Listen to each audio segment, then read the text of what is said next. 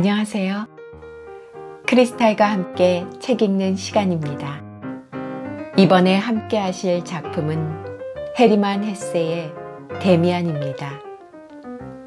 헤르만 헤세는 독일계 스위스인으로 소설가이자 시인입니다. 1946년 노벨 문학상을 수상했습니다. 그는 주로 성장하는 청춘들의 고뇌와 인간 내면의 양면성에 대한 고찰을 통해 휴머니즘을 지향한 작가로 14세 때 시인이 아니라면 아무것도 되지 않겠다고 다짐했으며 시계공장과 서점에서 일하기도 했습니다. 첫 시집 낭만의 노래가 좋은 반응을 얻었고 9살 연상의 피아니스트인 마리아 베르누이와 결혼하여 스위스 접경 지역인 가이엔호펜에 정착하여 안정된 생활을 했으나 곧 안정된 생활의 권태를 느끼고 싱가포르, 수마트라, 실론, 인도 여행을 다녀오기도 했으며 유럽의 여러 곳을 다니며 작품을 썼습니다. 평화주의자였던 헤세는 조국의 배신자, 매국노라는 언론의 지탄을 받았을 뿐 아니라 그의 모든 저서는 판매 금지와 출판 금지 처분을 받기도 했습니다. 그 당시 부친의 사망, 부인의 정신분열증, 막내 아들의 입원 등으로 본인도 정신과 치료를 받게 되었습니다. 그 후 의학 심리학의 대가인 카일 구스타프 융을 만나게 되었고 꿈속에서 데미안의 등장인물을 만났으며 정신과 치료를 통해 정신적인 위기에서 벗어나고 창작을 위한 영감도 받았다고 합니다. 정원을 가꾸고 토마토를 기르고 낙엽 태우는 일을 특별히 좋아했던 헤세는 85세에 세상을 떠났습니다. 주요 작품으로는 수레바퀴 아래서, 정원사 헤세, 시타르타, 꺾어진 기저 등이 있습니다. 구독, 좋아요, 그리고 알림 설정 부탁드립니다. 에바 부인. 방학 중 나는 몇 해 전에 데미안이 그의 어머니와 함께 살았던 집에 가보았다. 한 부인이 정원을 산책하고 있었다. 나는 그 부인에게 말을 건넸고 이 집이 지금은 그 부인의 소유라는 것을 알았다. 나는 데미안의 가족에 대해 물어보았다. 그 부인은 그들을 잘 기억하고 있었다.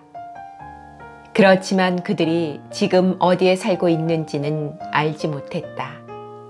내가 그들에게 관심을 갖고 있다는 걸 알아차린 그 부인은 나를 집 안으로 데리고 들어가서 가죽 표지를 한 앨범 한 권을 찾아와 데미안 어머니의 사진을 한 장 보여주었다. 나는 데미안의 어머니를 거의 기억할 수 없었다. 그러나 그 조그마한 사진을 들여다보며 심장의 고동이 정지하는 듯한 충격을 느꼈다. 그것은 내 꿈의 모습이었다. 내 꿈의 얼굴이 바로 그 여자의 얼굴이었던 것이다.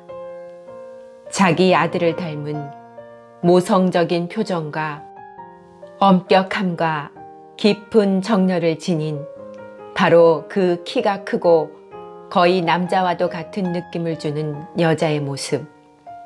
아름답고 매력적이며 친근하고도 접근하기 힘든 데몬인 동시에 어머니이며 또한 운명인 동시에 애인인 바로 그 얼굴이었다. 그 얼굴이 바로 이 여자의 모습이었던 것이다. 나의 꿈의 모습이 이 지상에 실제로 존재하고 있다는 것을 알게 되자 경이로운 기적을 본 것 같은 충격이 나를 엄습했다. 내 운명의 표정을 지닌 바로 그러한 모습의 여인이 있었던 것이다. 더욱이 그 여자는 데미안의 어머니였던 것이다. 그 여자는 지금 어디에 있는가?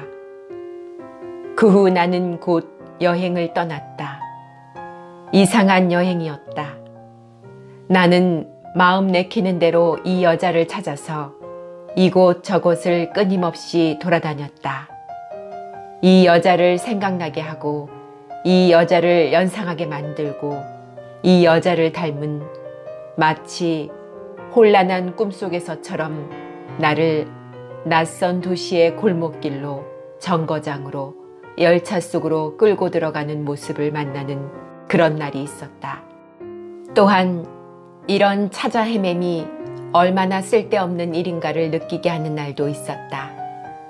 그럴 때면 나는 어느 공원이나 호텔 정원이나 역 대합실에서 망연하게 앉아 있곤 했고 나의 내부를 들여다보고 그 모습을 나의 마음속에서 소생시키려 애쓰는 것이었다. 그러나 곧 그것은 부끄럽고 무상한 짓이 되어버렸다. 나는 제대로 깊은 잠을 잘 수가 없었고 다만 낯선 곳을 달리는 기차 속에서 10여 분쯤 눈을 붙이는 것이 고작이었다. 취리의 성가는 한 여자가 나를 따라왔는데 꽤 아름답기는 했지만 약간 철면피 같은 여자였다. 나는 그 여자를 거들떠보지도 않고 아무런 느낌도 없이 계속 걸어갔다. 다른 여자에게 1시간 동안이라도 관심을 보이느니 차라리 당장 죽는 편이 나을 것 같은 심정이었다. 나의 운명이 나를 끌어가고 있음을 느꼈고 그것이 실현될 날이 가까워졌음을 느꼈다. 그런데도 나는 그것을 스스로의 힘으로 어찌해 볼 수 없다는 것에 대한 초조함으로 거의 미칠 지경이었다. 한 번은 어느 정거장에서 인스부르크라고 생각되는데 막 떠나는 기차의 창가에서 그 여자를 연상시키는 모습을 보고는 며칠 동안 비참함에 빠져버렸다. 그러더니 불현듯 그 모습이 다시 꿈속에 나타나는 것이었다. 나는 나의 추억의 무의미함을 깨닫고는 부끄럽고 처량한 심정이 되어 곧장 집으로 되돌아왔다. 2, 3주일 후 나는 H대학에 입학했다. 그러나 만사가 다 나를 실망시켰다. 내가 수강한 철학사 강의는 공부하는 학생들의 태도와 마찬가지로 허무하고 기계적이었다. 모든 것이 너무나도 판에 박힌 듯이 일정했고 서로들 똑같이 행동하고 소년티를 벗지 못한 얼굴에 나타나는 과장된 쾌활성은 너무나 공허하여 구입한 완제품처럼 보였다. 그러나 나는 자유로웠다. 온 종일을 나를 위해 바치면서 교회의 낡은 집에서 조용하고 안락하게 지냈다. 내 책상 위에는 니체의 낡은 책이 몇 권 놓여 있었다. 그와 더불어 살고 그의 영혼의 고독을 느끼며 그를 그토록 쉴 새 없이 몰아낸 숙명을 느끼며 그와 더불어 괴로워하고 그럼에도 불구하고 그렇게 엄격하게 자기의 길을 걸어간 사람이 있었다는 사실을 기뻐했다. 어느 날 저녁 늦게 나는 가을바람이 부는 시내를 건들거리며 다녔다. 어느 술집에선가 대학생들이 단체로 부르는 노랫소리가 들려왔다. 열려진 창문을 통해서 담배 연기가 자욱히 흘러나오고 있었다. 노랫소리는 세찬 파도처럼 우렁차게 울렸지만 조금도 흥겹지 않았고 생기 없이 단조로웠다. 나는 거리 모퉁이에 서서 그 소리에 귀를 기울였는데 두 곳의 학생 주점에서는 면밀하게 훈련된 청춘의 쾌활성이 하늘로 퍼져오르고 있었다. 어디를 가도 집단 모임이 있고 어디를 가도 운명의 발산과 군중 속으로의 도피가 있었다. 내 뒤에서 두 남자가 천천히 지나갔다. 나는 그들의 대화의 한 토막을 들을 수 있었다. 흑인 마을 청년들의 집과 똑같지 않소? 한 사람이 물었다. 모든 것이 똑같군요. 문신까지 아직 유행이랍니다. 보십시오. 이것이 젊은 유럽의 모습입니다. 그 음성이 내게는 이상스럽게도 경고하는 것처럼 귀에 익숙하게 울려왔다. 나는 어두운 골목에서 두 사람의 뒤를 따라갔다. 한 명은 자그마하고 세련돼 보이는 일본인이었는데 나는 가로등 아래에서 다소 검은 그의 얼굴이 미소를 띠고 빛나는 것을 보았다. 그때 다른 남자가 다시 말을 했다. 그런데 당신네 일본도 역시 사정이 더 좋지는 않을 겁니다.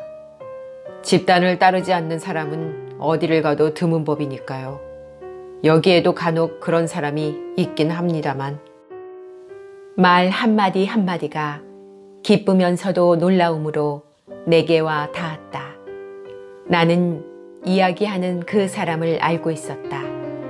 그는 바로 데미안이었다.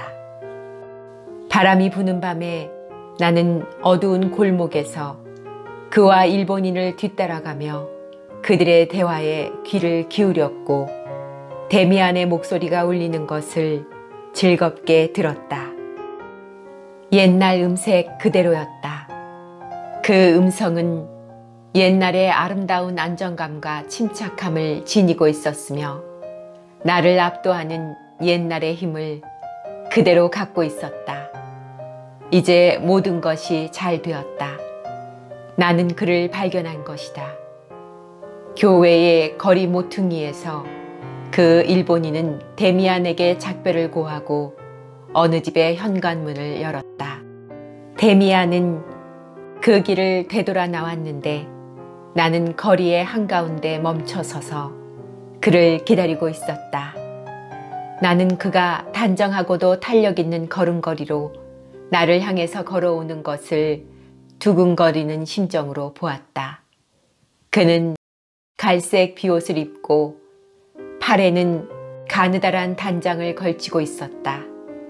발걸음을 전혀 흐트러뜨리지 않은 채 그는 내 앞까지 다가와서 모자를 벗고 결단성 있는 입과 이마 위에 독특한 밝음을 지닌 옛날의 환한 얼굴을 나에게 보여주었다. 데미안! 나는 불렀다. 그는 나에게 손을 내밀었다. 자네였군, 싱클레어. 자네를 기다리고 있었다네. 내가 이곳에 있다는 걸 알고 있었나? 그것을 알고 있었던 것은 아니지만 그렇게 되기를 줄곧 바라고 있었다네. 자네를 오늘 저녁에 처음으로 만났지만 자네는 그래 언제나 우리를 뒤쫓아왔었지 않나? 그럼 나를 바로 알아보았군. 물론이야.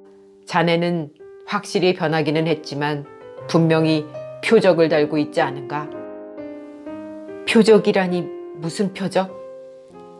자네가 기억할지는 모르겠네만 우리는 옛날에 그것을 가인의 표적이라고 불렀지. 그것이 우리들의 표적이야. 자네는 언제나 그것을 지니고 있었다네. 그래서 나는 자네의 친구가 된 거야. 지금은 더욱 뚜렷하게 되었군. 나는 몰랐어. 아니, 애당초 알고 있었는지도 모르지. 언젠가 내가 자네의 초상을 그린 적이 있었다네. 데미안. 그런데 나는 그 초상이 나와 닮았다는 사실에 무척 놀랐었네. 그것이 바로 표적이었을까? 그것이 표적이었지. 기쁘네. 자네가 여기에 와서 어머니도 기뻐하실 거야.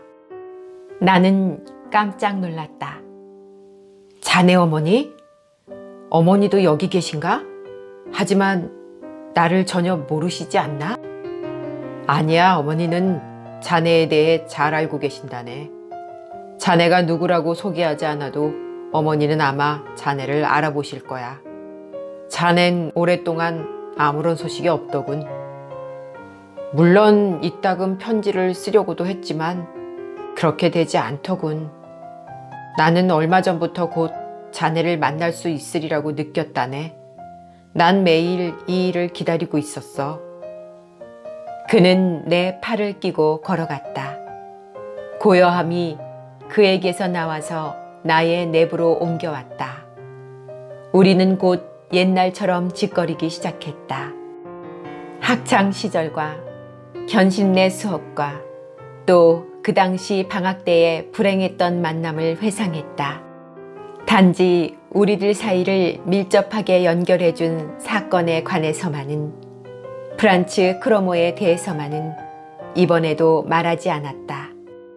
뜻밖에도 우리는 기이하고도 예감에 가득 찬 이야기로 빠져들게 되었다.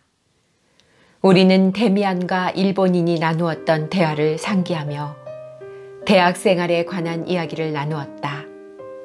데미안의 말에 의하면 그것들은 밀접한 연관성을 가진 것이었다. 그는 유럽의 정신과 현 시대의 특징에 관해 이야기했다. 그는 어디를 가도 단합과 집단 행동이 지배하고 있을 뿐 어디에도 자유와 사랑이 지배하는 곳은 없다고 말했다.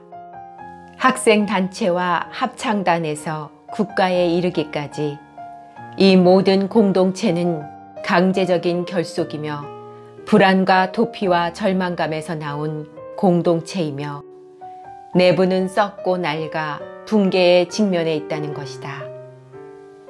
단합이란, 데미안이 말했다. 좋은 것이기는 하지만 우리가 가는 곳마다 볼 수 있는 이러한 식으로 번창하는 것은 단합이라고 할 수 없네. 그것은 개인과 개인이 서로를 알게 됨으로써 새로이 탄생된다고 할 수 있는데 그것이 한참 동안 세계를 변형시킬 수 있는 거지. 인간들은 서로에 대해 두려움을 갖고 있기 때문에 서로의 품으로 도망쳐 오는 거야. 즉, 신사는 신사끼리, 노동자는 노동자끼리, 학자들은 학자들끼리 말이야. 그런데 왜 그들은 두려워하는 것일까? 사람들은 흔히들 자기 자신과 일치하지 않을 때에 두려움을 느끼지. 그들은 결코 자기 자신을 알지 못했기 때문에 두려움을 느끼는 거야. 내부에 알지 못하는 것에 대한 두려움을 품은 자들만의 공동체라니. 그들은 모두 자신의 인생의 법칙이 더 이상 오늘날을 살아가는데 적합하지 않다는 것과 자기들이 좇아서 살아가는 것이 로마 시대의 동판법과 같은 낡은 것이라는 것과 그들의 종교도 도덕도 어느 것 하나 우리가 필요로 하는 것에 충분하지 않다는 사실을 느끼고 있는 거야. 유럽은 수백 년간, 아니 그 이상의 시간 동안 그저 연구만 하고 공장만 세우고 있었거든. 한 사람의 인간을 죽이기 위해서 몇 그램의 화약이 필요한지는 정확히 알고 있지만 신에게 기도를 드릴 줄도 한 시간만이라도 즐겁게 보낼 수 있는지조차도 모르고 있는 거야. 학생주점 같은 곳을 한번 들여다보렴. 혹은 부자들이 드나드는 오락장이라도. 절망적이야, 싱클레어. 어디서도 진정으로 즐거운 일이란 없어. 그렇듯 불안에 가득 차서 모여든 사람들은 더욱이나 겁을 먹고 악에 차 있으며 어느 누구도 믿으려 들지 않는 거야. 그들은 이상이 아닌 이상에 집착해서 새로운 이상을 세우는 모든 사람들에게 돌멩이를 던져대는 거야. 아마도 싸움이 시작되리라는 것을 느껴. 그것이 올 거야. 머지않아 틀림없이 올 거야.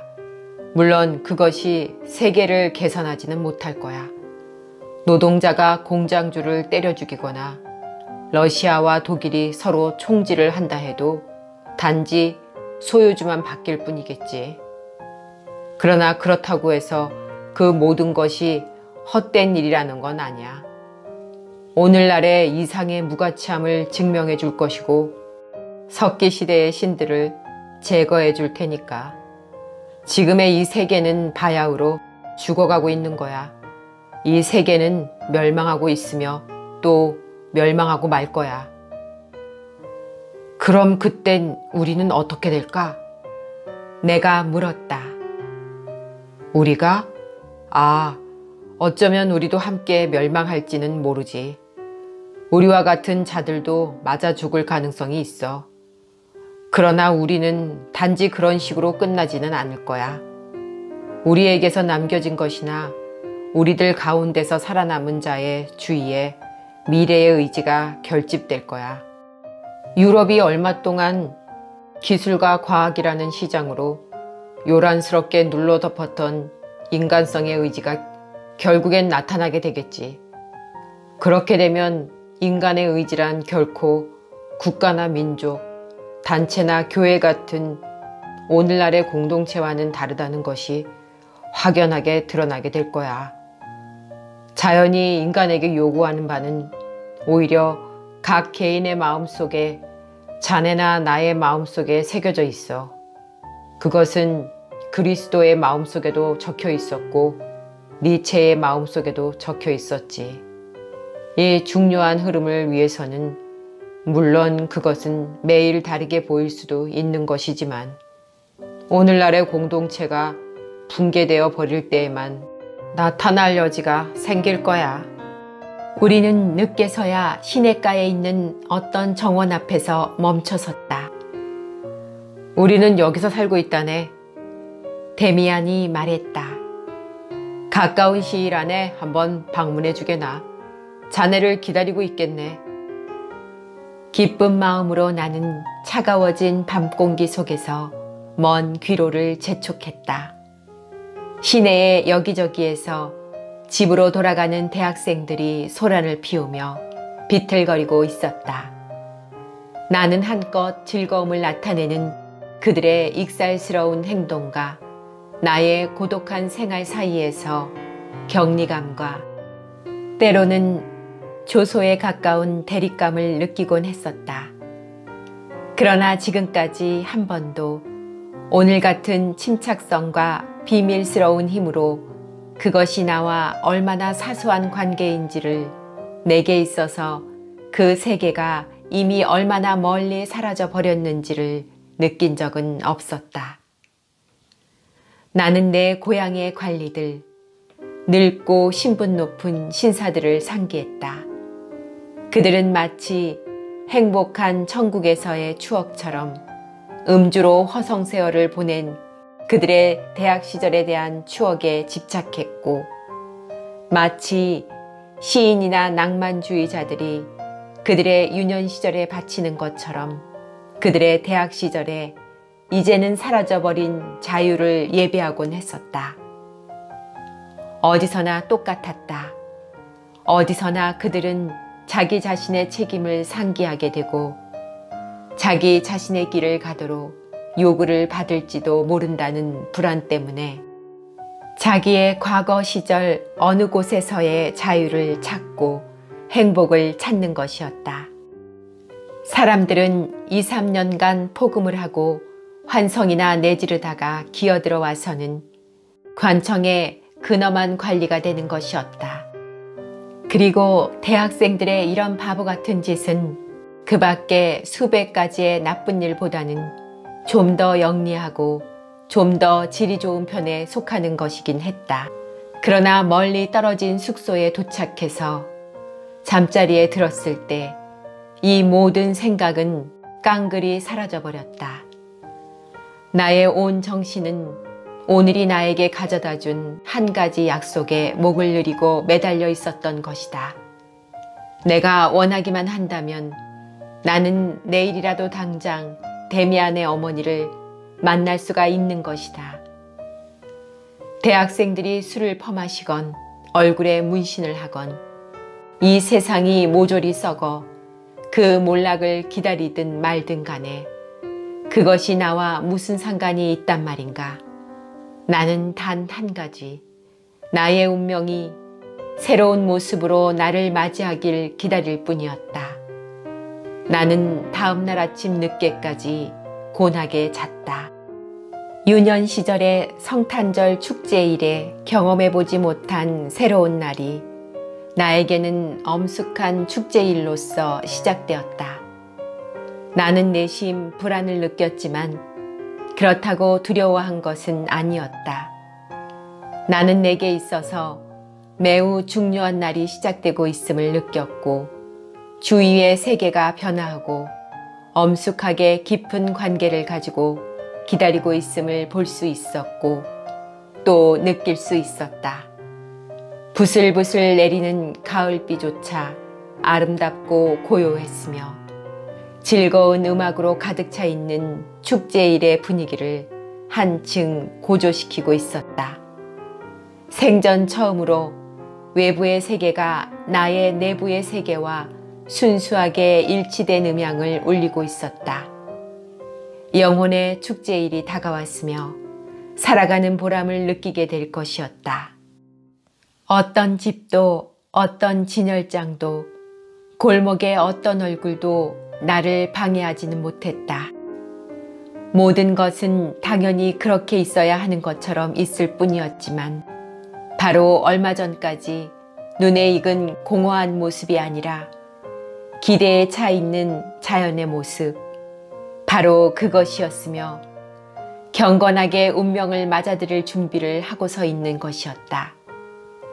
내가 어렸을 때 성탄절이나 부활절 같은 큰 축일 아침에 세상이 이처럼 보이곤 했었다. 세계가 아직도 이렇게 아름다울 수 있다는 사실을 나는 미처 알지 못했다. 나의 내부 속에 들어가서 사는 일이나 외부의 것에 대한 의미는 내게서 멀어져 버렸다. 눈부신 빛의 상실은 유년 시절의 상실과 불가분의 관계를 지니고 있는 것이고 따라서 사람은 어느 정도 영혼의 자유와 성숙을 위해 이 사랑스러운 빛을 그 대가로 포기하지 않으면 안 된다고 체념하는데 익숙해져 있었다. 하지만 나는 이제 이 모든 것이 단지 파묻히고 어둠에 쌓여 있을 뿐이라는 것과 자유로운 사람이나 유년 시절의 행복을 포기한 사람일지라도 이 세계가 빛나는 것을 볼 수 있으며 소년다운 관찰의 내적인 전율을 맛볼 수 있다는 것을 황홀하게 느꼈다. 그날 밤 나는 막스 데미안과 작별을 고했던 교회의 정원을 다시 보게 되었다. 비에 젖어 잿빛으로 보이는 높다란 나무들 뒤에 가려진 채 밝고 생활하기에 편하게 생긴 조그마한 집이 서 있었다. 커다란 유리벽 뒤에는 꽃이 핀 관목들이 있었고 빛나는 유리창 저쪽에는 그림과 책이 줄지어 있는 컴컴한 방의 벽이 있었다. 현관은 곧장 난방이 잘 된 작은 거실과 통해져 있었는데 까만 옷차림에 흰 앞치마를 두른 말없는 늙은 가정부가 나를 안내해 주었고 내 외투를 받아 걸었다. 그 여자는 나를 거실 안에 혼자 남겨두었다. 나는 여기저기를 둘러보며 내가 곧장 내 꿈의 한복판에 들어와 있음을 알았다. 문 위쪽의 까만 나무 벽 위에는 내가 잘 알고 있는 그림이 검정 테두리를 두른 채 액자에 끼워진 채 걸려 있었다. 그것은 지구의 껍질을 깨고 날아오르려고 하는 황금빛의 매의 머리를 가진 나의 새였다. 나는 몹시 감동되어 그 자리에 북박인 듯 서 있었다. 마치 이 순간 내가 이제껏 행하고 경험했던 모든 일들이 해답과 시련으로서 내게 돌아오는 것처럼 기쁘면서도 동시에 슬픈 마음이 드는 것이었다. 번갯불처럼 빠른 속도로 수많은 형상이 나의 영혼을 스치고 지나가는 것을 난 보았다. 현관문의 아치 위에 돌로 된 문장이 달려 있었던 고향의 집. 그 문장을 그리던 소년 데미안. 두려움에 떨며 크로모의 속박에 매어 있던 어린 소년으로서의 나 자신. 조용한 기숙사 한 구석에서 동경의 새를 그리며 영원히 제 스스로의 그물에 뒤얽혀 있던 청년으로서의 나 자신, 이 모든 것들이, 이 순간까지의 그 모든 것들이 나의 내부에서 다시 반향되고 시인되고 확인되었다. 촉촉히 젖어드는 눈으로 나는 나의 그림을 바라보며 내 자신의 마음을 읽고 있었다. 그때 나는 눈길을 내려뜨렸다. 새의 그림 아래에 열려진 문 앞에 검은 옷을 입은 키가 큰 부인이 서 있었다. 바로 그 사람이었다. 나는 한마디도 할 수가 없었다. 그 여자의 아들을 닮은 시간과 나이를 초월한 활기와 의지에 넘친 아름답고 기품 있는 부인이 나를 보며 정답게 미소 짓고 있었다. 그 여자의 눈길은 충족이었고 그 여자의 인사는 귀향을 의미했다. 나는 아무 말 없이 그녀에게 두 손을 뻗쳤다. 그녀는 힘있고도 따스한 두 손으로 내 손을 잡아주었다. 당신은 싱클레어이죠?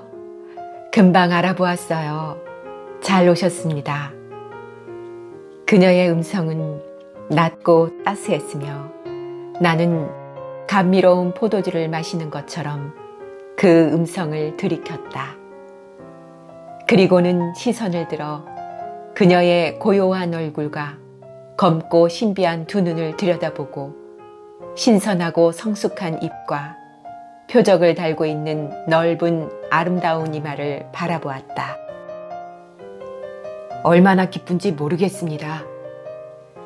이렇게 말하면서 나는 그녀의 두 손에 입을 맞추었다.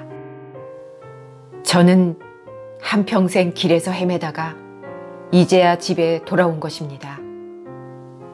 그녀는 어머니 같은 미소를 지었다. 아무도 집으로 돌아갈 수는 없어요.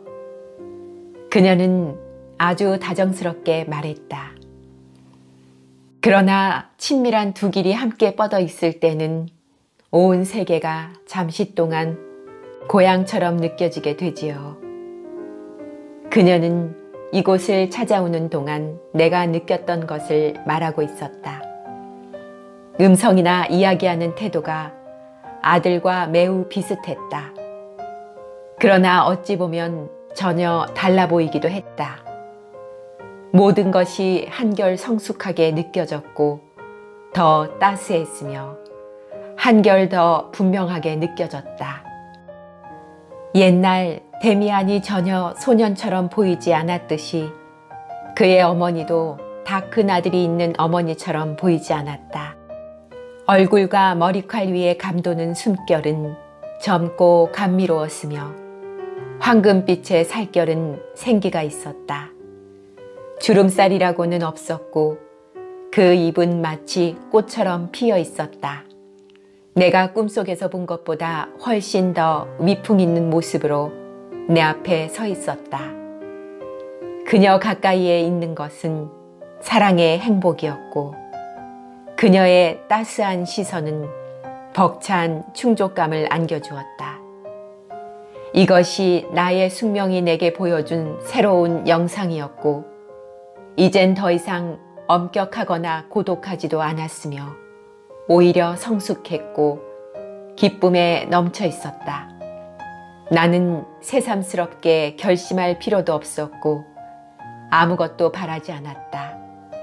나는 목적지에 도착한 것이며 그곳으로부터 보다 더 앞으로 나아가는 길이 바로 가까이에 행복의 나뭇가지에 그림자처럼 어려 있었고 온갖 연락의 정원에 의해 약속되어진 나라를 향해 길게 뻗어져 멀고도 장한 모습을 드러내 보이는 길의 높은 지점에 도달한 것이었다.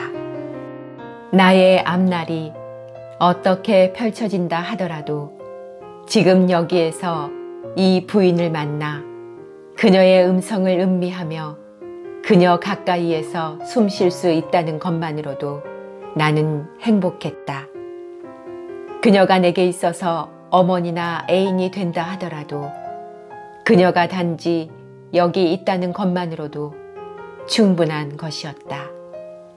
나의 길이 그녀의 길 가까이에 있다는 것만으로도 나는 좋았다.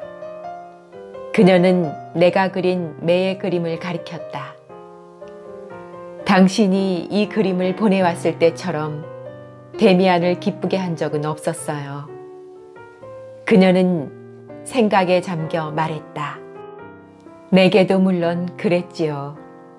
우리는 당신을 기다렸어요. 이 그림을 받았을 때 우리는 당신이 우리에게로 오고 있다는 것을 알았지요. 당신이 아직 조그만 소년이었을 때 말이에요, 싱클레어. 하루는 데미안이 학교에서 돌아와서 말하더군요. 이마에 표적이 있는 애가 있어요. 그 애는 틀림없이 내 친구가 될 거예요. 라고 말이에요. 그 애가 바로 당신이었어요. 그러나 당신은 쉽지가 않았지요. 하지만 우리는 언제나 당신을 믿고 있었답니다. 언젠가 한번 당신이 방학이 되어 집에 돌아왔을 때 데미안과 만난 적이 있었지요. 당신이 아마 16살쯤 되었을 때일 거예요. 그 애가 그 일에 대해서 이야기해 주더군요. 나는 말을 가로막았다. 오, 맙소사. 그때의 이야기를 당신에게 해주었다고요? 그때가 저에겐 가장 비참하던 시절이었어요. 알아요. 데미안은 당신이 지금 가장 큰 어려움에 직면해 있다고 말하더군요. 그는 또다시 공동체 속으로 도피하려고 애쓰고 있으며 심지어는 술집에 단골 손님이 되어 있기까지 하더라고 말해 주었어요. 그러나 뜻대로 되지는 않을 것이라고 했지요. 그의 표적이 지금은 숨겨져 있지만 아무도 모르게 그의 내부를 불태우고 있을 테니까 그럴 수밖에 없다고요. 그렇지 않았었나요? 네, 맞아요. 정말 그랬습니다. 그 후 저는 베아트리체를 발견했고 마침내는 지도자가 한 명 나타나 저를 도와주었지요. 피스토리우스라는 사람이었어요. 그제서야 저는 비로소 저의 소년 시절의 데미안과 왜 그렇게 결부되어 있어야 했으며 왜 그에게서 벗어날 수 없었던가를 분명하게 알게 되었죠, 부인. 아니, 어머니. 저는 그 당시 때때로 자살하지 않을 수 없다고까지 생각했었답니다. 누구에게나 그 길은 그렇게 어려운 것인가요? 그녀는 손으로 내 머리를 바람처럼 가볍게 쓰다듬어 주었다. 태어난다는 것은 언제나 어려운 일이지요. 새도 알에서 나오기 위해서 온 힘을 다해 애써야 한다는 걸 당신도 알잖아요. 돌이켜 생각해보고 자신에게 한번 물어보세요. 대체 그 길이 그렇게 어려웠던가? 그저 어렵기만 했었던가? 그러나 역시 아름답지 않았던가 하고 말이에요. 당신은 보다 더 아름답고도 쉬운 길을 알고 있었던가요? 나는 머리를 가로저었다. 어려웠어요. 나는 꿈을 꾸는 듯한 어조로 말했다. 꿈이 내게로 오기까지는 정말 어려웠어요. 그녀는 머리를 끄덕이면서 나를 뚫어지게 응시했다. 그래요. 사람은 누구나 자기의 꿈을 발견해야 해요. 그러고 나면 길은 한층 쉬워지지요. 하지만 영원히 계속되는 꿈이란 없어요. 또다시 새로운 꿈이 나타나는 거죠. 어떤 꿈에도 집착해서는 안 돼요. 나는 매우 놀랐다. 그것은 벌써 일종의 경고였을까? 아니, 그것은 방어였을까? 그러나 결국은 마찬가지였다. 나는 이미 그녀에 의해 인도를 받고 목적 같은 건 묻지 않으려는 각오가 되어 있었기 때문이었다. 저는 잘 모르겠군요. 나는 말했다. 제 꿈이 얼마나 오랫동안 계속된 것인지는 알 수 없어요. 저는 다만 그 꿈이 영원하기를 바라고 있어요. 새의 그림 아래에서 제 운명은 마치 어머니처럼, 어쩌면 애인처럼 저를 맞이해 주었어요. 저는 그 운명에 속해 있으며 그 밖에 어느 것에도 속해 있지 않았습니다. 그 꿈이 당신의 운명인 한 당신은 그것에 대해 언제나 충실해야겠지요. 그녀는 엄숙한 어조로 내 말을 보충해 주었다. 비애가, 그리고 이 행복한 순간에 그대로 죽어버리고 싶은 열렬한 소망이 나를 사로잡았다. 눈물이 얼마나 오랫동안 나는 울지 않았던가. 억누를 수 없이 흘러나와 나를 압도하고 있었다. 나는 성급히 그녀에게서 얼굴을 돌려 창가로 걸어가서는 눈물에 흐려져 보이지 않는 눈으로 화분의 꽃너머를 바라보았다. 등 뒤에서 그녀의 목소리가 들려왔다. 그 목소리는 침착했지만 가장자리까지 가득 채워진 포도주 잔처럼 사랑으로 가득 차 있었다. 싱클레어, 당신은 아직 어린애군요. 물론 당신의 운명은 당신을 사랑하고 있어요. 만일 당신이 계속 충실한 대로 있다면 당신이 바라듯이 언젠가는 완전히 당신 것이 될 거예요. 나는 간신히 자신을 억제한 뒤 다시 그녀 쪽으로 얼굴을 돌렸다. 그녀는 내게 손을 내밀었다. 내겐 몇 명의 친구가 있어요. 그녀는 미소를 띠면서 말했다. 몇 되지 않지만 지극히 가까운 사람들이랍니다. 그들은 나를 에바 부인이라고 부르지요. 당신도 원한다면 그렇게 불러주세요. 그녀는 문가로 나를 데리고 가서 문을 열고 정원을 가리켜 보였다. 바깥으로 나가면 데미안이 있을 거예요. 높다란 나무 아래에서 나는 충격을 받고 멍하니 서 있었다. 그 어느 때보다도 한층 더 내가 눈을 뜨고 있는 것인지 또는 꿈을 꾸고 있는 것인지 분간할 수가 없었다. 빗방울이 나뭇가지에서 방울져 떨어져 내렸다. 나는 천천히 강 기슭을 따라 멀리까지 뻗어 있는 정원으로 걸어갔다. 마침내 데미안을 발견했다. 그는 웃옷을 벗은 채 정원의 정자 안에 매달아 놓은 모래주머니 앞에서 권투 연습을 하고 있었다. 깜짝 놀라 나는 발을 멈추었다. 데미안은 아주 멋있어 보였다.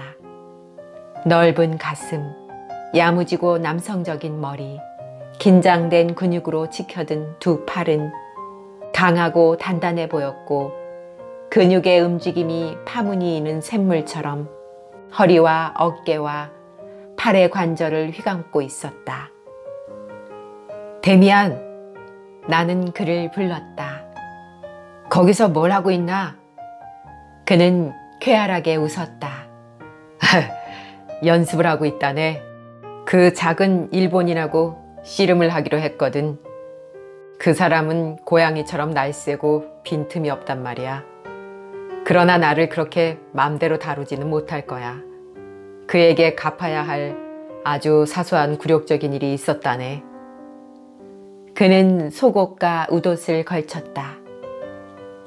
벌써 우리 어머니를 만나 뵈었나? 그래, 데미안. 자네 어머니는 정말 근사한 분이시더군. 에바 부인. 그분에게 정말 잘 어울리는 이름이야. 그분은 모든 존재의 어머니 같단 말이야. 그는 잠시 생각에 잠긴 듯한 표정으로 내 얼굴을 들여다보았다. 벌써 그분의 이름을 알았단 말인가? 이보게, 그렇다면 자넨 자랑할 만하네. 어머니가 초면에 이름을 가르쳐 준 것은 자네가 처음이야. 이날부터 나는 아들이나 형제처럼 어떤 때는 사랑하는 사람처럼 그 집을 방문했다. 현관을 들어서서 내 뒤에서 문이 닫히는 소리를 들을 때면, 아니 멀리서 정원의 키 큰 나무들이 보이기만 해도 나는 흡족하고 행복한 마음이 되었다. 바깥에는 현실이 있었고 그 현실 속에는 거리와 집, 사람과 시설, 도서관과 강의실들이 있었다. 그러나 이곳에는 사랑과 영혼이 있었고 전설과 꿈이 살아 숨쉬고 있었던 것이다. 우리는 단지 다른 영역에 속해 있을 뿐이었고 다수의 사람들과 경계선을 긋듯이 분리되어 있었던 것이 아니라 단지 사물을 바라보는 방식의 차이에 따라 분리되어 있었을 뿐이었다. 우리의 사명은 이 세계의 한 개의 섬을 보여주는 일이었다.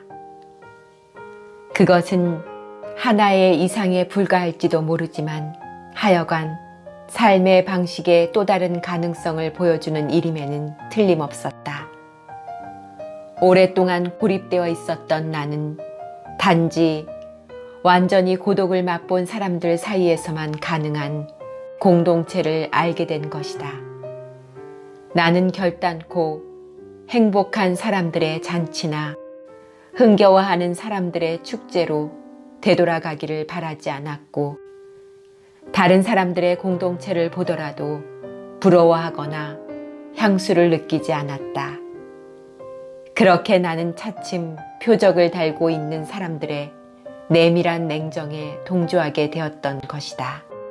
표적을 지니고 있는 우리들은 세상 사람들로부터 이상스럽다든지 심지어는 미쳤다든가 위험스럽다고 여겨지고 있을지도 모르는 일이었다. 우리는 깨달은 자 혹은 깨닫고 있는 자들이었고 우리의 노력은 점차 완전해지는 깨달음을 위해 집중되었지만 그 반면 다른 사람들의 노력과 행복의 탐구는 그들의 의견이나 이상과 의무, 생활과 행복의 기준을 집단의 그것에 더욱 밀착시키려고 애쓰는 데 있는 것이다.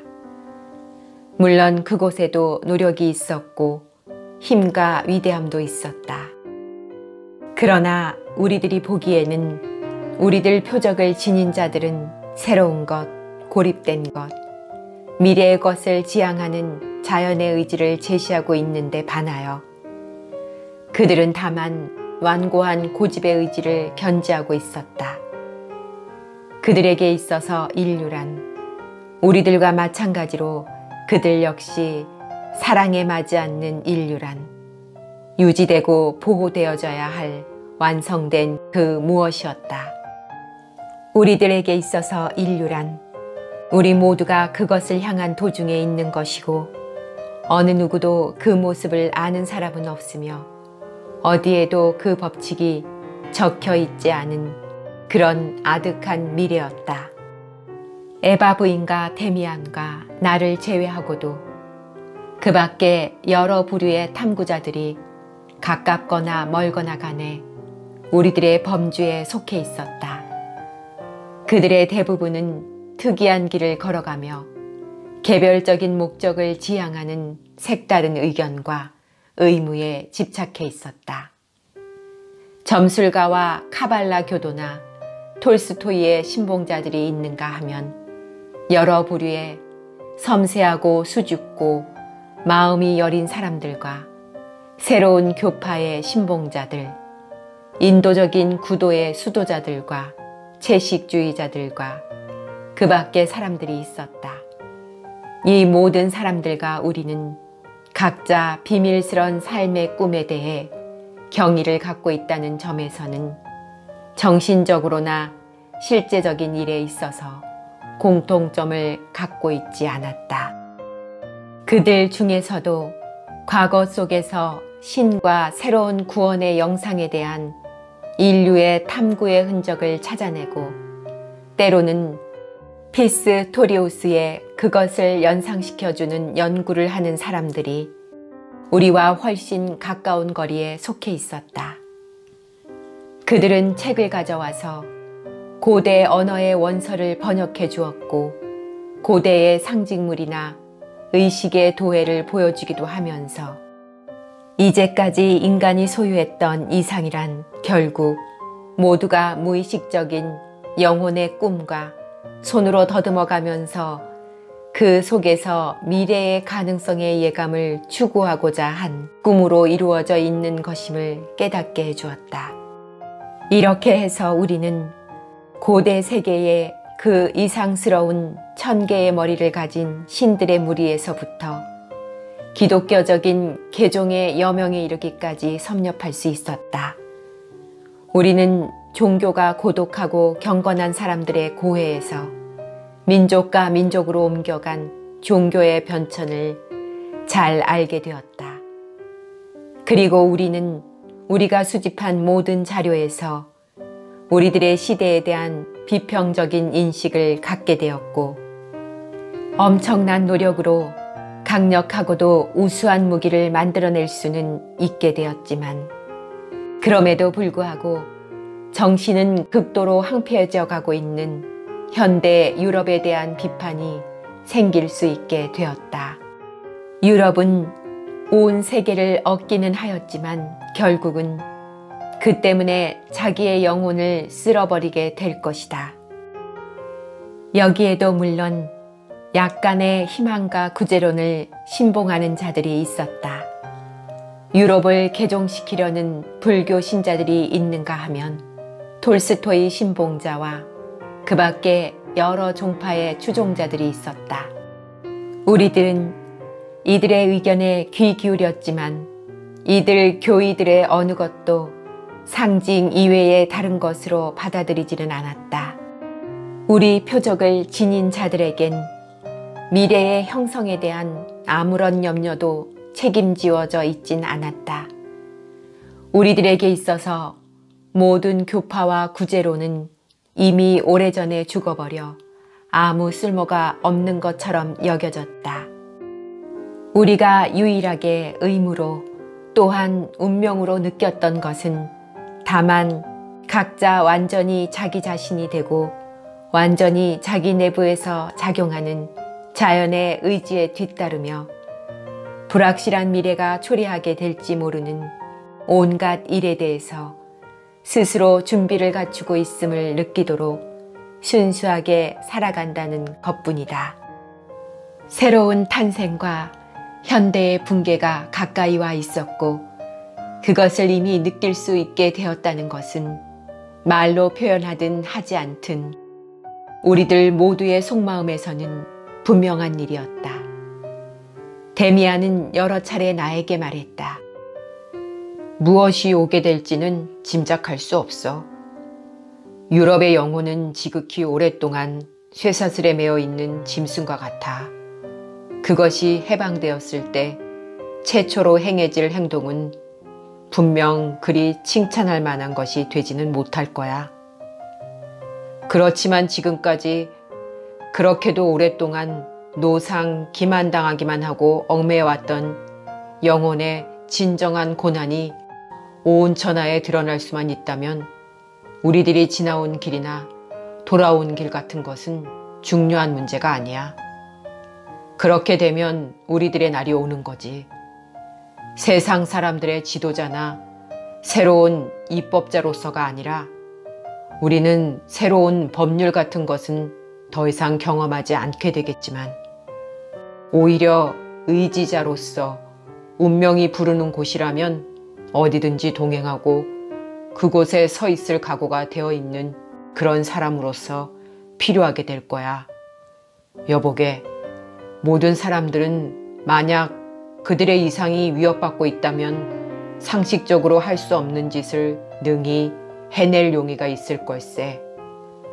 그러나 새로운 이상이 새롭고 아마도 위험스러우며 흉측하게 느껴질지도 모르는 그런 성장의 움직임이 문을 두드릴 때 거기에 있을 사람은 아무도 없을 걸세.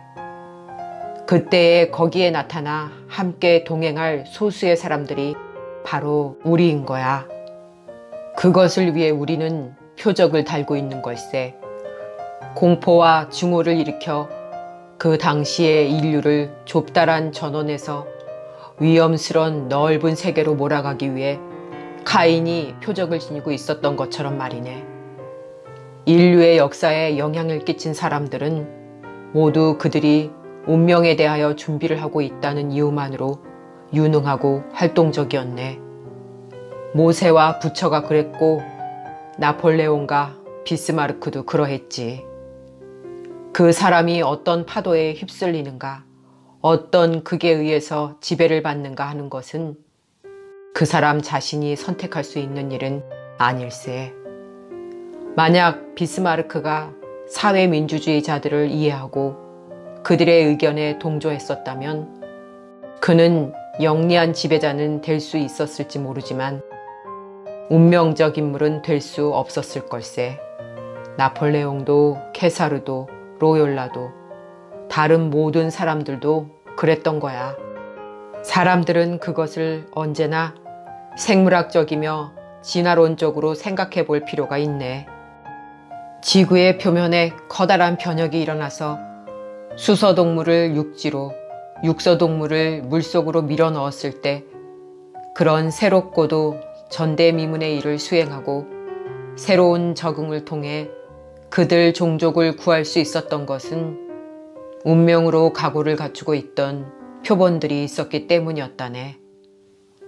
그것이 그 이전에 자기의 종족 가운데서 보수적이고 보존적인 성향을 가진 것이었는지 아니면 오히려 기이한 별종이며 혁명적인 성향을 가졌었는지 우리가 알 수는 없겠지.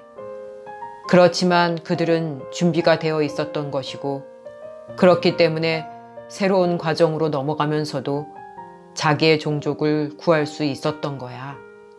우린 그 점을 잘 알 수가 있다네. 그래서 우리도 준비를 하려는 거야. 우리가 그런 대화를 나눌 때 때때로 에바 부인이 함께 있었다. 그러나 그녀 스스로 이런 식으로 이야기하지는 않았다. 그녀는 자기의 의견을 펼치는 우리들을 신뢰와 이해심을 가지고 경청하는 자인 동시에 반향이었는데 그러한 생각들이 모두 그녀로부터 비롯되어 다시 그녀에게로 되돌아가는 것처럼 보였다.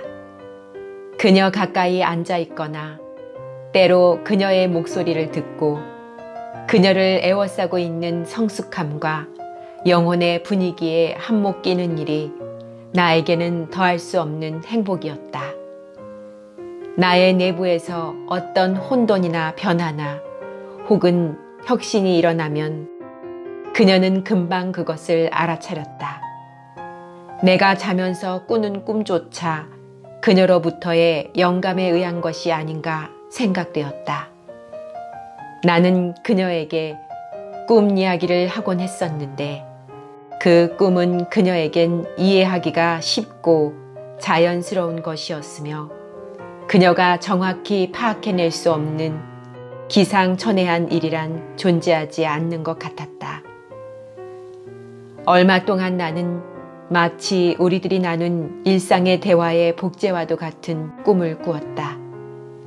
온 세계가 혼란에 빠지고 나 혼자서 아니면 데미안과 함께 긴장하여 위대한 운명을 기다리는 꿈을 꾼 것이다. 운명은 그 모습을 갖춘 채였지만 어딘지 에바 부인의 표정을 지니고 있었다. 그녀에 의해서 선택되거나 혹은 배척당하는 것, 그것이 바로 운명이었던 것이다. 그녀는 여러 번 미소를 띠면서 말했다. 당신 꿈은 완전하지가 않군요, 싱클레어. 당신은 가장 중요한 것을 잊어버렸어요.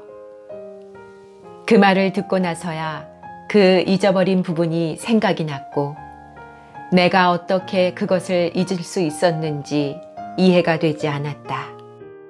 때때로 나는 불만을 느꼈고 어떤 욕구로 고민하곤 했다. 그녀를 끌어안지도 못하면서 그녀를 가까이에서 그저 지켜보기만 한다는 것은 더 이상 참을 수 없다는 생각이 들었다. 그녀도 곧 그것을 알아차렸다. 한 번은 내가 며칠 동안이나 찾아가지 않았다가 아직도 어수선한 마음으로 다시 그녀에게 찾아갔을 때 그녀는 나를 한쪽으로 데리고 가서 말했다. 당신은 당신이 믿지도 않는 소원에 정신을 팔아서는 안 돼요. 당신이 무엇을 소원하고 있는지 나는 잘 알고 있어요. 당신은 이 소원을 버리거나 아니면 완전하고 올바르게 바라지 않으면 안 됩니다. 만약 당신이 그 소원의 성취를 마음속에서 완전히 확신할 정도로 바랄 수 있다면 그땐 그 소원을 성취할 수 있게 될 거예요. 그러나 지금 당신은 소원을 하고 있으면서도 다시 후회하기도 하고 또 두려워하고 있네요. 이 모든 것을 극복할 수 있어야 해요. 내가 이야기를 해줄게요. 그녀는 별에 반한 한 젊은이의 이야기를 해주었다. 그는 바닷가에 서서 손을 뻗쳐 별에 예배했고 별의 꿈을 꾸고 별에게 자기 생각을 보냈다. 그렇지만 사람이 별을 끌어안을 수 없다는 것을 그도 알고 있었거나 또는 알고 있다고 생각하고 있었다. 그는 이루어질 희망도 없이 단지 별을 사랑하는 것이 자기의 운명이라 생각했고 이 생각에서 체념과 자기를 개선시키고 정화시켜줄 무언가 충실한 고민을 담은 한 편의 완전한 생명의 시를 지었다. 그러나 그의 꿈은 모두 별에 가 있었다. 어느 날 밤 그는 다시 바닷가의 높은 벼랑위에 서서 별을 바라보며 별에 대한 사랑을 불태웠다. 그리하여 그 그리움이 절정에 달한 순간 별을 향해서 허공으로 뛰어들었다. 그러나 그는 그 도약의 순간에 다시 한번 번개처럼 생각했다. 정말 불가능한 일이다 라고. 그는 바닷가에 떨어져 산산조각이 난 채 죽어버렸다. 그는 사랑하는 법을 터득하지 못했던 것이다. 만약 그가 뛰어올랐던 그 순간에 그 일이 이루어질 수 있다는 확실하고 단단한 믿음이 있었다면 그는 하늘로 날아 올라가서 별과 하나가 될 수 있었을 터였다. 사랑은 구걸해서는 안 되는 거예요. 그녀는 심각하게 말했다. 또 요구해서도 안 되지요. 사랑은 자신의 내부에서 확신에 이를 수 있는 힘을 갖지 않으면 안 되는 겁니다. 그렇게 되면 그것은 끌려오는 것이 아니라 끌어당기게 되는 거지요. 싱클레어. 당신의 사랑은 나에 의해서 끌리고 있어요. 당신이 나를 끌어당기게 되면 나는 가겠어요.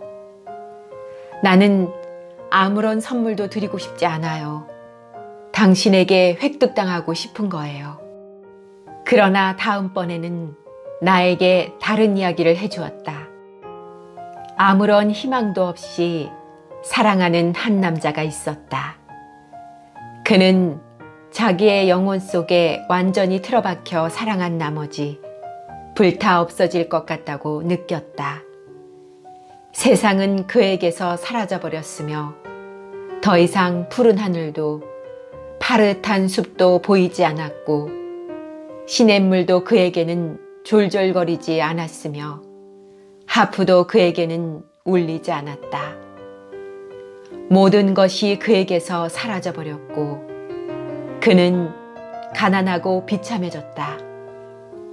그러나 그의 사랑은 날이 갈수록 커져 자기가 사랑하는 여자를 소유할 수 없다면 차라리 죽어버리고 파멸해버리고 싶은 지경에까지 이르게 되었다. 그때 그는 사랑이 자기 내부에 있는 모든 것을 불태워버렸음을 느꼈다.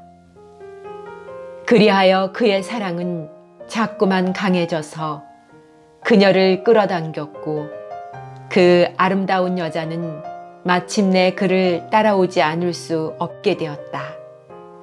드디어 그녀가 왔고 그는 그녀를 자기에게로 끌어당기기 위해 두 팔을 활짝 벌리고 서 있었다.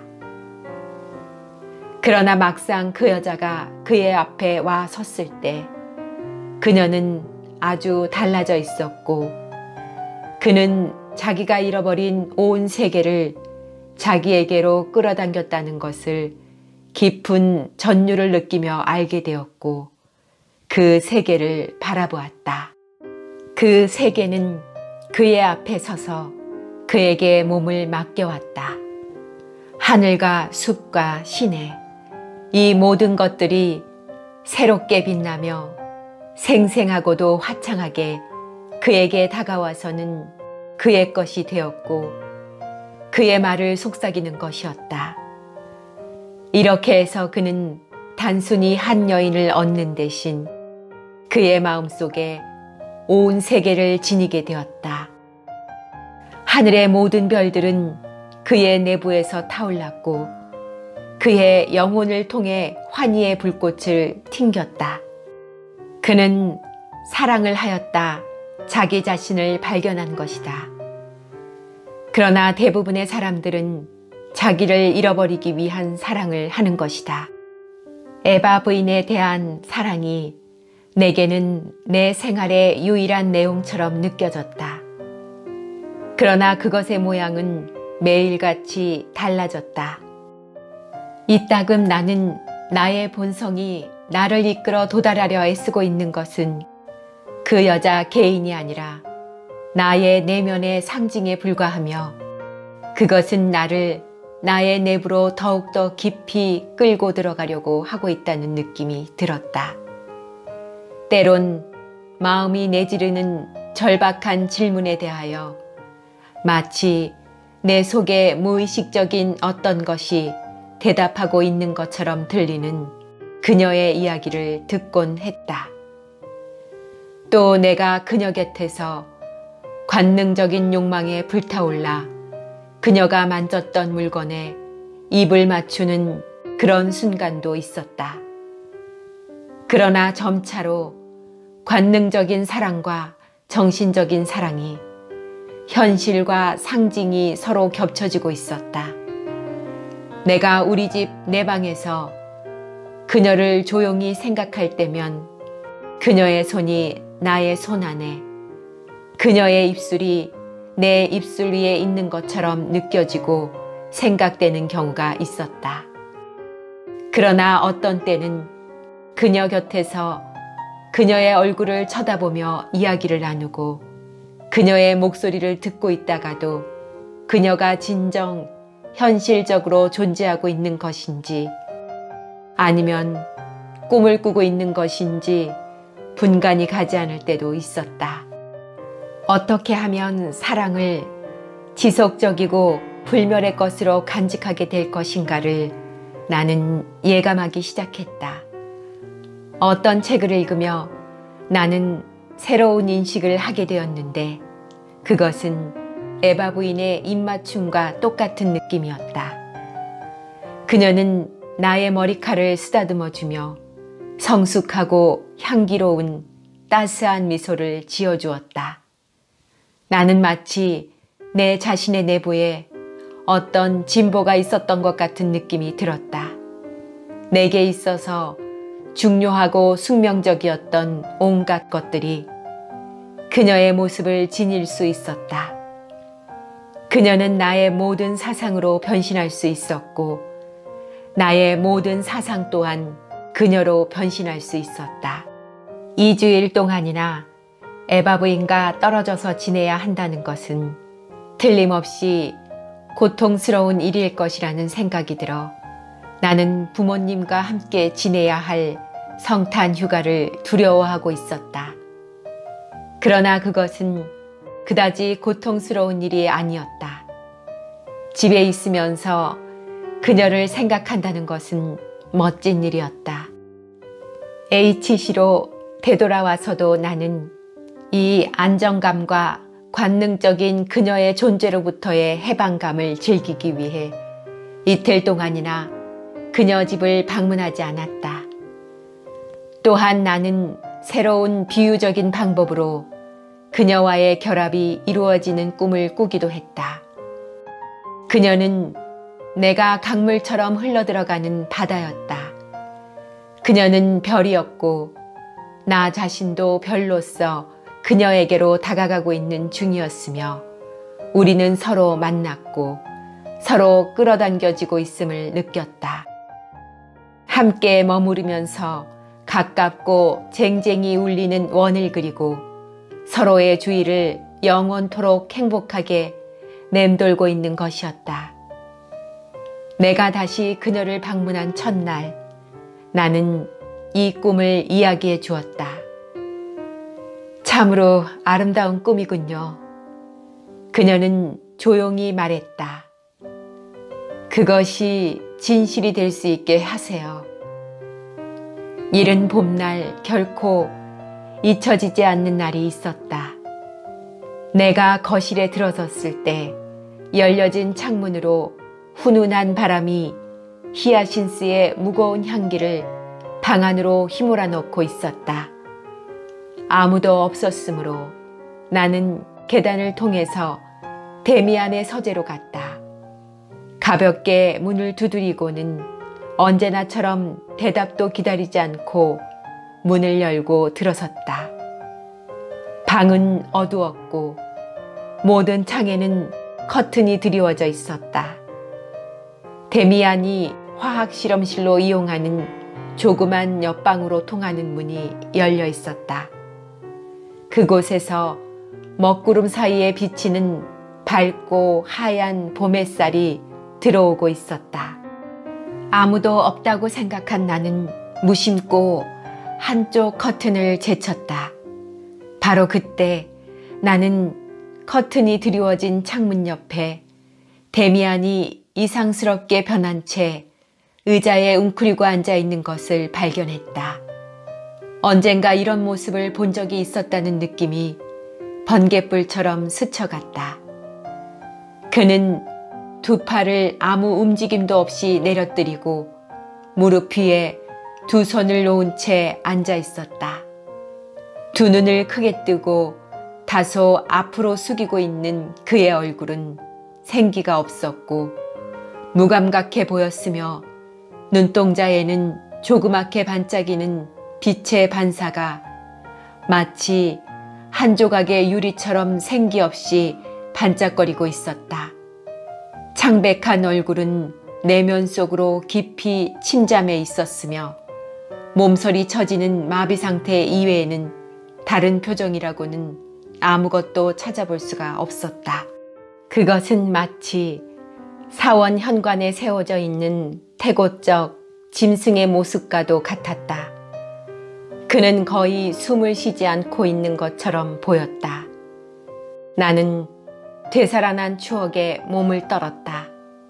수년 전 내가 아직도 조그만 소년이었을 때 나는 지금과 똑같은 그의 모습을 본 적이 있었던 것이다. 그렇게 그의 두 눈은 내부를 응시하고 있었고 그의 두 손은 나란히 놓여 있었으며 한 마리의 파리가 그의 얼굴 위를 기어다니고 있었다. 아마도 6년 전인 그때에도 그는 이렇게 나이가 들어 보였고 이렇게 시간을 초월해 있는 것처럼 보였다. 얼굴에 있는 주름살 하나도 그때와 다름이 없었다. 두려움에 사로잡힌 채 가만히 방을 나와 계단을 내려왔다. 거실에서 나는 에바 부인을 만났다. 그녀는 창백하고 피로해 보였는데 이전에 그녀에게서는 볼 수 없었던 표정이었다. 그림자가 창문을 스쳐 지나가자 눈부신 하얀 빛이 사라졌다. 데미안에게 가보고 오는 길이에요. 나는 성급하게 소곤거렸다. 무슨 일이 생겼나요? 그가 잠을 자는 건지 아니면 무엇에 몰두하고 있는 건지 잘 모르겠어요. 옛날에도 한번 그런 모습을 본 적이 있었습니다만. 물론 그 애를 깨우지는 않았겠죠? 그녀가 황급히 물었다. 그는 내가 들어가는 소리를 듣지 못했어요.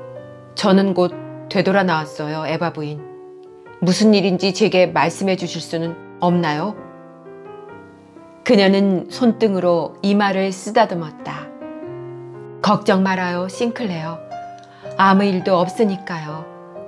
그 애는 명상에 잠겨 있을 뿐이에요. 그리 오래 걸리진 않을 겁니다. 그녀는 일어서서 막 비가 내리기 시작한 정원으로 나갔다. 나는 함께 가서는 안 된다는 것을 느꼈다. 나는 거실 안에서 왔다 갔다 하면서 정신을 혼란스럽게 만드는 히아신스의 꽃향기를 맡기도 하고 문 위에 걸린 나의 새 그림을 쳐다보기도 하면서 오늘 아침에 이 집 전체를 메우고 있는 암울한 분위기를 답답하게 호흡했다. 대체 이것이 무엇일까? 무슨 일이 일어나는 것일까? 에바 부인은 곧 되돌아왔다. 빗방울이 그녀의 까만 머리카락에 방울져 있었다. 그녀는 자기의 안락의자에 가 앉았다. 피로가 그녀의 온몸을 내리누르고 있었다. 나는 그녀 곁으로 다가가 그녀에게 몸을 굽히고 머리카락에 맺힌 물방울에 입을 맞추었다. 나에겐 그 물방울이 눈물 같은 맛으로 느껴졌다. 그에게 가볼까요? 나는 소곤거리는 낮은 어조로 물었다. 그녀는 힘없이 미소를 지었다. 어린애 같은 짓 말아요, 싱클레어. 그녀는 자기 자신의 마음속에 깃든 마력을 깨트리기라도 하려는 듯이 큰 소리로 나무랐다. 지금은 그냥 돌아가세요. 그리고 나중에 다시 오세요. 지금은 당신과 아무런 얘기도 나눌 수가 없군요.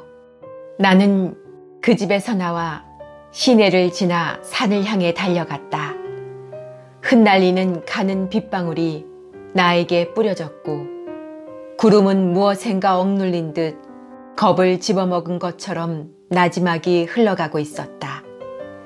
아래쪽에서는 바람이 거의 불지 않았지만 높은 곳에서는 폭풍이 일고 있는 것 같았다.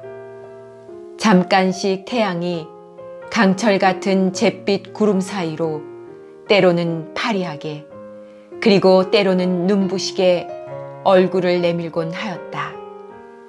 그때 하늘에서는 누런 구름이 뭉게뭉게 흘러가고 있었다. 그 구름이 잿빛의 벽에 부딪히고 몇 초 동안 바람이 이 누런 구름과 잿빛 하늘을 하나의 형상으로 한 마리의 거대한 새의 형상을 만들었다. 이 새는 푸른 혼돈으로부터 뛰쳐나와서는 훨훨 날개를 치면서 하늘로 사라져버렸다. 그러자 폭풍이 몰아치는 소리가 들리고 비와 우박이 뒤섞여 쏟아졌다. 짧았지만 엄청나게 무서운 천둥 소리가 빗발에 얻어맞은 풍경 위로 울려 퍼졌다. 그러더니 곧 다시 햇살이 비쳐들고 갈색의 숲 너머에 있는 가까운 산 위에 희미한 눈이 어슴풀에 비현실적으로 빛나고 있었다. 내가 흠뻑 젖은 채 바람에 떼밀려서 몇 시간 후에 되돌아오자 데미안이 현관문을 열어주었다. 그는 나를 자기 방으로 데리고 갔다. 실험실에는 가스불이 켜져 있었고 종이가 사방에 흩어져 있었다. 그가 작업을 하고 있었던 것 같았다. 앉게 그는 의자를 권했다. 피곤하지? 지긋지긋한 날씨야. 자넨 바깥에서 몹시 헤맨 모양이군. 곧 차를 가져올 거야. 오늘은 무슨 일이 있는 거지? 나는 주저하면서 말했다. 그저 약간 벼락이 친 것만은 아닌 것 같아. 그는 살피듯이 나를 쳐다보았다. 자넨 무엇을 보았나? 잠깐 동안이지만 구름 속에서 하나의 형상을 분명히 보았다네. 무슨 형상을? 한 마리의 새였어. 그 황금매 그것이었나? 자네 꿈속의 새 말이야? 응, 나의 매였어. 그것은 누렇고 굉장히 컸네. 곧 검푸른 하늘로 날아가 버렸다네. 데미안은 깊은 한숨을 내쉬었다. 문을 두드리는 소리가 들렸다. 늙은 가정부가 차를 가져왔다. 자, 싱클레어, 차를 들게. 나는 자네가 우연히 그 새를 보게 된 것이라고는 생각하지 않네. 우연히? 그런 것을 우연히 볼 수가 있을까? 그렇지, 우연히 볼 수는 없겠지. 그것은 무엇인가 의미하고 있을 거야. 무엇을 의미하고 있는지는 알겠나? 아니, 나는 다만 그것이 변화를, 운명의 한 걸음을 뜻한다고 느낄 뿐이네. 나는 그것이 우리들 모두와 관계가 있다고 생각해. 그는 성급한 걸음으로 이리저리 서성거렸다. 운명의 한 걸음이라고? 그는 큰 소리로 외쳤다. 나도 똑같은 꿈을 꾸었다네. 어머니도 어제 똑같은 것을 의미하는 예감을 느끼셨다고 하시더군. 나는 사다리를 타고 어떤 나무줄기엔가 탑엔가 올라가는 꿈을 꾸었다네.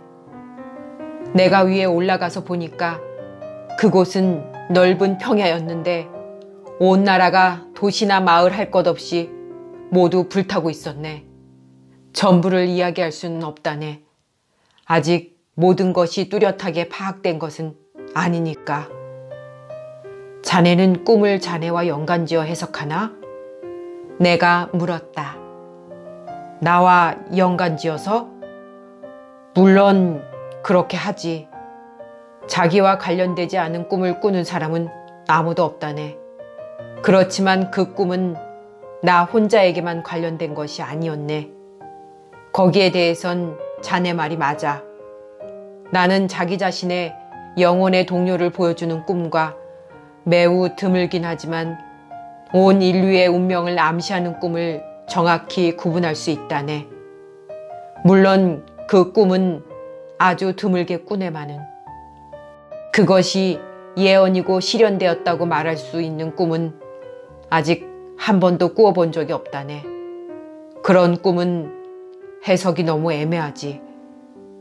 그렇지만 나에게만 관계되는 것이 아닌 어떤 꿈을 꾸었다는 것만은 확실히 알 수 있네. 다시 말하자면 그 꿈은 과거에도 여러 번 꾸었었고 지금도 계속되고 있는 옛날의 다른 꿈에 속해 있는 것이네. 이 꿈들은 싱클레어, 내가 전에도 자네에게 이야기한 적이 있었겠지만 그러한 예감을 얻고 있는 꿈들이란 말일세. 우리들의 세계가 진정으로 부패되어 있다는 것을 알고 있지만 그것만으로는 멸망이나 또는 그와 비슷한 일을 예언할 근거가 될 수 없는 거지. 그러나 나는 오래전부터 그것들로부터 이 세계의 붕괴가 다가오고 있다고 결론짓거나 느끼거나 혹은 자네가 어떤 식으로 이야기해도 좋네만 하여간 그와 같은 것을 느낄 수 있는 그런 꿈을 꾸어왔다네. 그것은 처음 아주 약하고 희미한 예감에 불과했지만 갈수록 뚜렷하고 강해졌네. 아직도 나는 나와 관련이 있는 어떤 거대한 무서운 것이 다가오고 있다는 것 위에는 아무것도 모르고 있네. 싱클레어, 우리들이 여러 차례에 걸쳐 이야기했던 일을 경험하게 될 걸세. 이 세계는 스스로 혁신하려 하고 있는 것이라네. 죽음의 냄새가 나네. 죽음 없이는 어떠한 새로운 것도 있을 수 없는 법이니까. 그것은 내가 생각했던 것보다 한층 끔찍스러운 일이로군. 나는 깜짝 놀라서 그를 물끄러미 바라보았다. 자네의 꿈의 나머지 부분을 내게 이야기해 줄 수는 없겠나? 나는 조심스러운 태도로 부탁했다. 그는 머리를 설레설레 흔들었다. 그럴 수는 없다네. 이때 문이 열리고 에바 부인이 들어왔다. 여기 함께 있었구나. 설마 슬퍼하고 있는 건 아니겠지요? 그녀는 다시 생기가 돌았고 전혀 피곤해 보이지 않았다. 데미안은 어머니에게 미소를 보냈다. 그녀는 겁에 질린 아이에게 다가오는 어머니처럼 그렇게 우리들에게로 왔다. 우리는 슬퍼하고 있는 게 아니에요, 어머니. 우리는 그저 새로운 표적에 대해 이야기하고 있었어요. 그렇지만 물론 그것엔 아무런 표적도 붙어 있지 않아요. 오려고 하는 것은 갑자기 오겠지요. 그러면 우리는 우리가 알아야 할 것을 결국 알 수 있게 될 거예요. 그러나 나는 기분이 몹시 언짢았다. 작별을 고하고 혼자 거실을 나갈 때 풍겨온 히아신스의 향기가 시들고 무미한 죽음의 냄새처럼 느껴졌다. 한 자락의 어두운 그림자가 우리들을 덮쳐온 것이다.